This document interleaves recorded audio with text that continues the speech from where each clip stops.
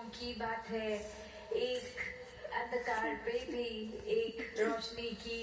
विजय की बात है। वहीं आजकल देखें तो वो प्रदूषण की भी बात है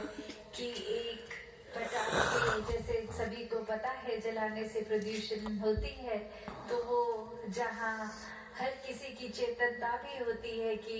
वातावरण को हमें एक पावन रखना है, एक स्वच्छ रखना है, तो कैसा वो रूप अगर हम देखें कि एक ये कितनी उस तरह की बात है कि वही एक पटाखा है जो पहले रोशनी दे रहा है और फिर वही धुएं में तब्दील हो रहा है। तो जहाँ वो बात कि एक अंधेरे से रोशनी करना तो बहुत ही सरल है, पर जहाँ धुआं हो जाता है ये कुछ क्लैरिटी नहीं रहती, सब धुंधला दिखता है। वहाँ अगर लाइट है भी तो भी कुछ साफ नहीं दिखता। तो कैसे जीवन को हमने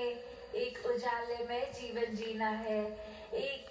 जो सफाई की तरह एक ट्रांसपेरेंसी में जिस तरह रोशनी होती है तो वो बहुत ही अच्छे से दिखता है हर कुछ। और वहीं अगर कोई फॉगी मिस्टी एक वातावरण हो तो उसमें तो दिन के टाइम भी सूरज होने के टाइम भी वो रोशनी होने के बावजूद भी कुछ साफ नहीं, रूप त्योहार रूप एक रोशनी ही रोशनी जीवन में रहे। हर कोई जब वाकई ही एक सिर्फ मुंह से बुलाने के लिए महापुरुष ना कहलाएं, पर वाकई ही जीवन एक वो रूहानी जीवन आत्मा एक अपना कल्याण जिस रूप में करते हुए शरीर के अंदर ही बीजिए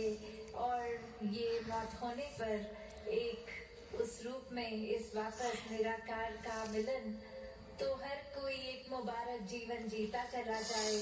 जहाँ अपना भी सुधार हो, अपनी आत्मा को भी सुकून मिले और वहीं जीते जी ये संसार के लिए भी परोपकारी जीवन बनता जाए, वरदायनीय जीवन बनता जाए। तो हर कोई जहाँ अपने घरों को भी एक सुरक्षित रूप में पहुँचे भी, वहीं एक रिस्पॉन्सिबिलिटी भी सबकी पर्यावरण की तरफ। तो सर तो हमेशा जहाँ एक रूहानी एक आध्यात्मिक रूप में कल्याण करते हैं, वहाँ समाज का भी कल्याण करते जाते हैं। तो ये अपने जीवन से ये एक संदेश एक हरेक तक जो पहुँचाएं कि कैसे एक